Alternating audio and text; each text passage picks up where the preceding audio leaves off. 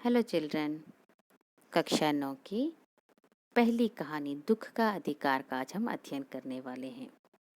दुख का अधिकार, यह शीर्षक अपने आप में बड़ा ही विचित्र लग रहा है कि नहीं, लेकिन पाठ को पढ़ने के बाद, इस कहानी को पूरी तरह से समझने के बाद आपको पता चलेगा, आपको लगेगा कि नहीं, यह जो शीर्षक है इस कहानी के लिए एकदम सटीक है। इस कहानी के लेखक हैं श्री यशपाल जी। इनका जन्म सन 1903 में और इनकी मृत्यु सन 1976 में हुई। हिंदी के जाने माने कहानीकार यशपाल का जन्म फिरोजपुर छावनी में हुआ था। इनकी आरंभिक शिक्षा स्थानीय स्कूल में हुई और उच्च शिक्षा के लिए वे लाहौर के नेशनल कॉलेज में भर्ती हो गए। यशपाल मुख्यतः मध्यम वर्गीय जीवन के कलाकार हैं। इन्होंने मध्यम वर्ग की विसंगतियों, कमजोरियों, विरोधाभासों, रूढ़ियों आदि पर करारा व्यंग्य किया है। गरीबों के प्रति अमानवीय व्यवहार को चित्रित करने में यशपाल जी की लेखनी सिद्धहस्त है। इनकी प्रमुख कहानियां हैं धर्मयुद्ध, फूलों का कुर्ता, करवा का व्रत आदि। उपन्यास झूठा, सच तथा तेरी, मेरी और उसके बाद। संस्मरण है सेवाग्राम के दर्शन, न्याय का संघर्ष आदि। श्री यशपाल जी को भारत सरकार ने पद्म भूषण पुरस्कार से सम्मानित किया था। तो अब जो है पाठ परिचय। इस व्यंग्यपूर्ण कहानी में लेखक ने इस बात पर दुख व्यक्त किया है कि लोग गरीबों के दुख को समझते नहीं हैं। यह कहानी देश में फैले अंधविश्वासों, धनी लोगों के अमानवीय व्यवहार, गरीबों की मजदूरी इत्यादि को उजागर करती है। दुख सभी को तोड़ देता है। दुख के सामने सभी अवश हो जाते हैं, परंतु कुछ ऐसे अभागे लोग भी हैं जिन्हें ना तो दुख मनाने का अधिकार है, ना ही अवकाश। कोई भी इनकी व्यवस्था को नहीं समझता है। लोग उसके घाव पर नमक छिड़ककर उनकी मन की पीड़ा को और अधिक बढ़ा देते हैं, जैसा कि इस कहानी में दिखाया गया है। इस कहानी के मुख्य पात्र हैं लेखक स्वयं, जो सहानुभूति होते हुए भी फुटपाथ पर बैठी बुढ़िया के आंसू न पोंछ सका। क्यों? क्योंकि लेखक की पोशाक और उस बुढ़िया की पोशाक जो है उसमें व्यवधान डाल रही थी। दूसरी प्रमुख पात्र हैं भगवाना की बूढ़ी माँ, जिसने सांप के काटने से अपना जवान बेटा खो दिया। बहू और बच्चों की देखभाल के लिए खरबूजे बेचने को वह विवश थी। तीसरी मुख्य पात्र हैं पुत्र वियोगी संभ्रांत महिला, जो 2.5 मास तक पलंग से न उठ सकी। डॉक्टर उसके सिरहाने बैठे रहते थे। शहर भर के लोग सहानुभूति जता रहे थे।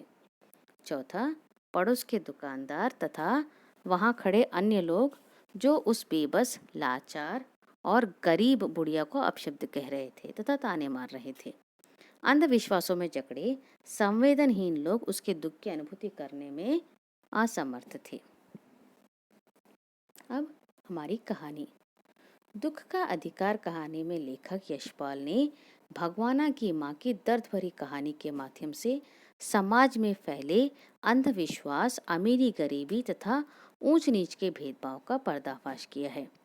एक अधेड़ उम्र की महिला गरीब माँ ने अपने 23 वर्षीय बच्चे के सांप के काटने से खो दिया था। अपने बच्चे को जो है उसने खो दिया था।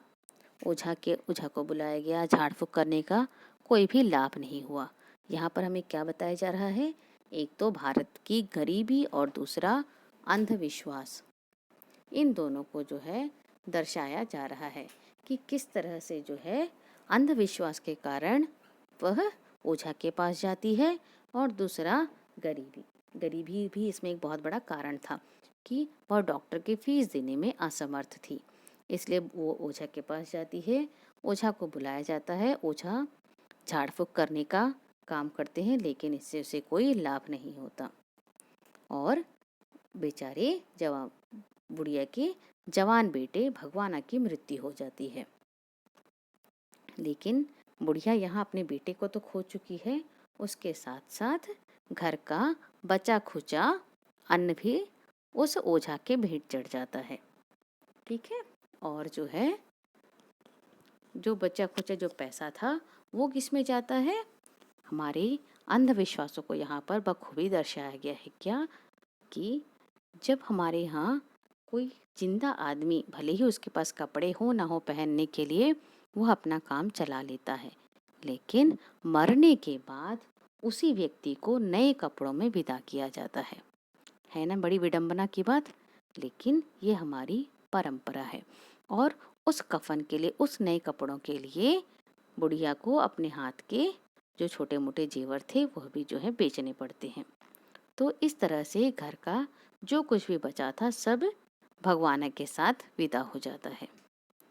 अब दूसरे दिन, एक दिन तो भगवाना के बच्चे अपने पिता के दुख में रोते हैं, लेकिन दूसरे दिन सुबह होते ही बच्चे फिर भूख से बिलखने लगते हैं और उनकी भूख को बुढ़िया खरबूजे खिलाकर मिटा तो देती है, लेकिन भगवाना की जो पत्नी थी वह बुखार में तड़पती है। यहाँ पर उस बुढ़िया की मनस्थिति को दर्शाया गया कि वह अपनी बहू से कितना प्रेम रखती थी। वह अपनी बहू के लिए दवा दारू के लिए बेचारी पैसे जमा करना चाहती है, लेकिन जिसके जवान बेटे की मृत्यु हो गई है उसे कोई पैसे उधार क्यों देगा। बेवश होकर बुढ़िया को खरबूजे डलिया में डालकर फुटपाथ पर, बाजार जाकर फुटपाथ पर बैठना पड़ता है। पास के दुकानदार उससे सहानुभूति जताने के बजाय उसे गालियां देने लगते हैं। कोई भी उससे खरबूजे खरीदने को तैयार नहीं होता। क्यों? क्योंकि अंधविश्वासी लोगों का यह मानना था कि बुढ़िया से खरबूजे खरीदने पर उसके बेटे की मृत्यु का सूतक दोष उन्हें भी लग जाएगा। सूतक क्या होता है? सूतक ये होता है किसी घर में किसी की मौत हो जाती है अगर, तो उसके घर में लोगों का आना जाना बंद हो जाता है। कुछ 10-12 दिनों तक जो है यह चीज चलता है, जिसे सूतक कहा जाता है। लेखक के मन में बुढ़िया के प्रति सहानुभूति थी। लेखक वहां खड़े होकर इन सारी चीजों को देख रहे थे कि बुढ़िया किस तरह फफक फफक कर रो रही है और आसपास के लोग किस तरह उसे ताने मार रहे हैं। लेखक चाहते तो थे कि उस बुढ़िया के पास जाकर उनसे सहानुभूति जताए, उसकी मृत्यु, उसकी इस दुख का कारण पूछे, लेकिन उनकी कसी हुई पोशाक उन्हें फुटपाथ पर बैठकर उस बुढ़िया से सहानुभूति जताने में रोक रही थी। यहाँ पर क्या बताया गया है कि हमारी जो पोशाक होती है, हमारी पोशाक हमारा दर्जा तय करती है। जिस तरह लेखक की पोशाक उसकी संपन्नता को दिखा रही थी, उसी तरह बुढ़िया की पोशाक उसकी निर्धनता को दिखा रही थी। तो लेखक चाहते तो थे कि जाकर बुढ़िया के पास बैठकर उसके दुख का कारण पूछें, लेकिन वह इस बात से डर रहे थे कि कहीं कोई देखेगा तो क्या कहीं गलत अर्थ ना निकाल ले, कहीं गलत मतलब ना निकाल ले। इसलिए वह क्या करते हैं, दूर खड़े होकर जो अगल बगल के दुकानदार हैं, जो उसे बुरी तरह से जो है उसके बारे में गलत गलत बातें बोल रहे थे, उसे सुनकर अंदाजा लगाते हैं कि बुढ़िया के दुख का क्या कारण था। उस पुत्र वियोगिनी को देखकर लेखक को पड़ोस की उस संभ्रांत महिला की याद आती है जो अपने पुत्र की मृत्यु के बाद 2.5 महीने तक बिस्तर से नहीं उठ पाई थी। संभ्रांत होने के कारण 2-2 डॉक्टर उसके सिरहाने बैठे रहते थे। लोग उसके दुख से द्रवित होकर सहानुभूति जता रहे थे। तो यहाँ पर सिर्फ और सिर्फ इसलिए कि बुढ़िया के पास पैसे नहीं हैं और संभ्रांत महिला, संभ्रांत कर तो जानते हैं ना, जिसके पास बहुत पैसे हों, संपन्न हों, तो केवल उनकी आर्थिक स्थिति की वजह से जो है उनके दुख जताने का इतना जो है विचित्र, दुख जताने में इतना अंतर दिखाया जा रहा था। लेखक के पड़ोस की सम्राट महिला पुत्र शोक में 2.5 महीने तक पलंग से नहीं उठ पाई थी। क्यों? क्योंकि उसके पास धन है, समय है, समाज की स्वीकृति है, सेवा करने लोग हैं तथा उसके दुख दर्द से लोगों को सहानुभूति है। परंतु भगवाना की माँ गरीब होने के कारण पुत्र योग में आंसू बहाते हुए बाजार में खरबूजे बेचने के लिए आ जाती है। परंतु भगवाना की माँ गरीब होने के कारण क्या करती है, पुत्र योग में आंसू तो बहाती है, लेकिन उस आंसू का कोई मोल नहीं है और लोग उसे जली कटी बातें और अपशब्द बोलकर उसे और व्यथित करते हैं।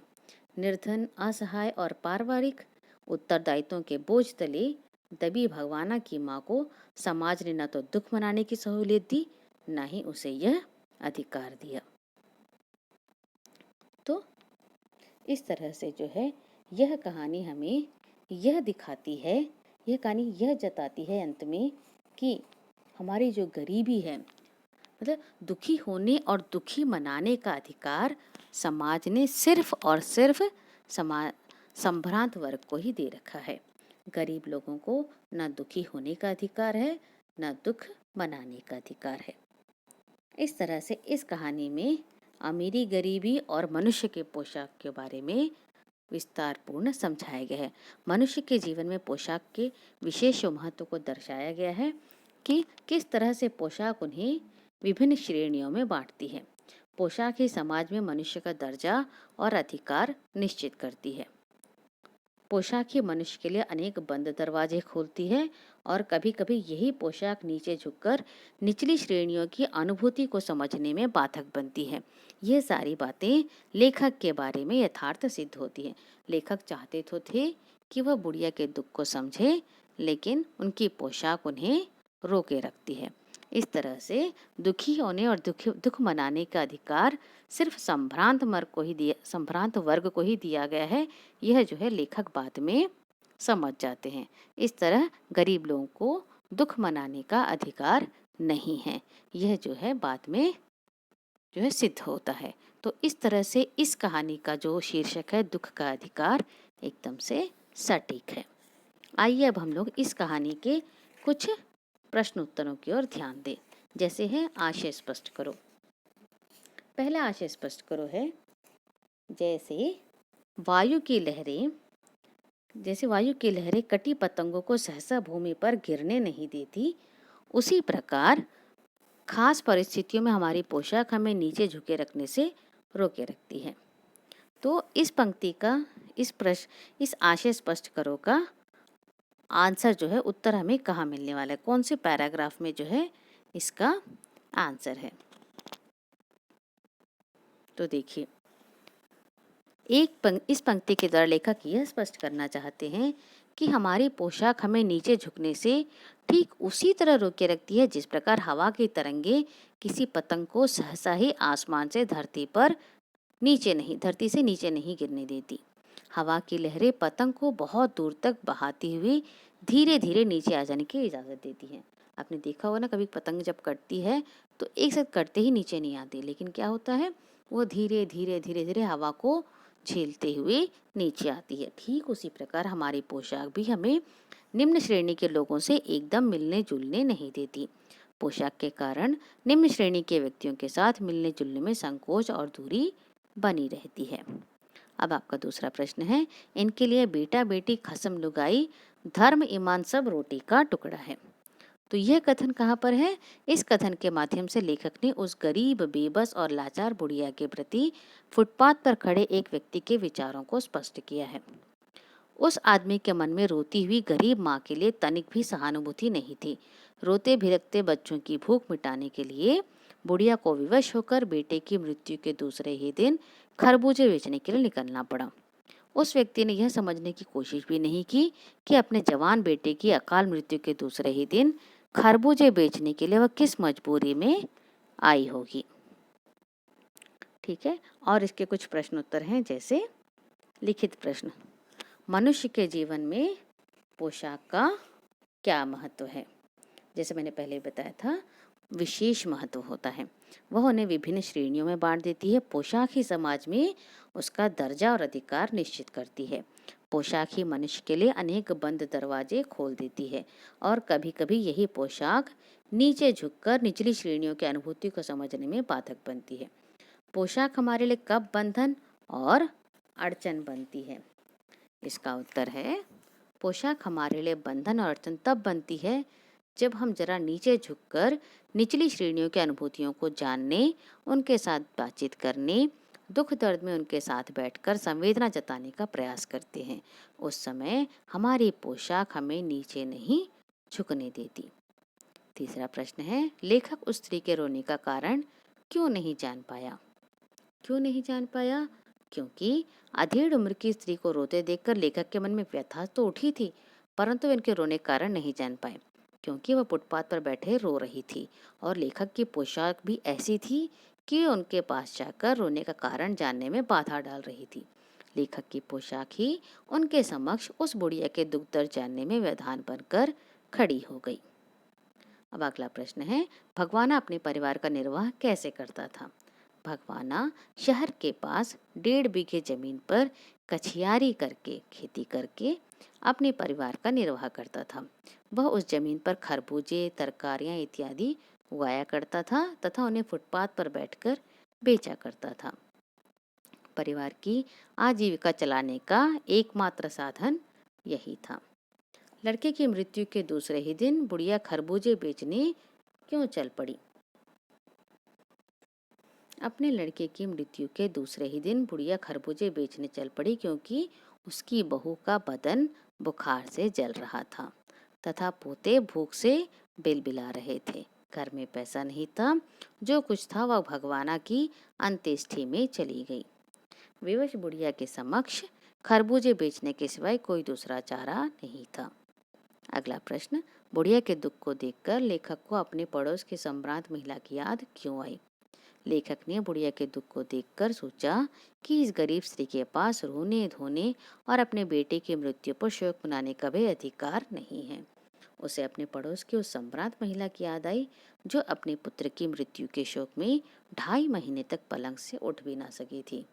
दोनों का ही दर्द समान था, परंतु दोनों के दुख दर्द जताने का साधन और अधिकारों में भिन्नता थी।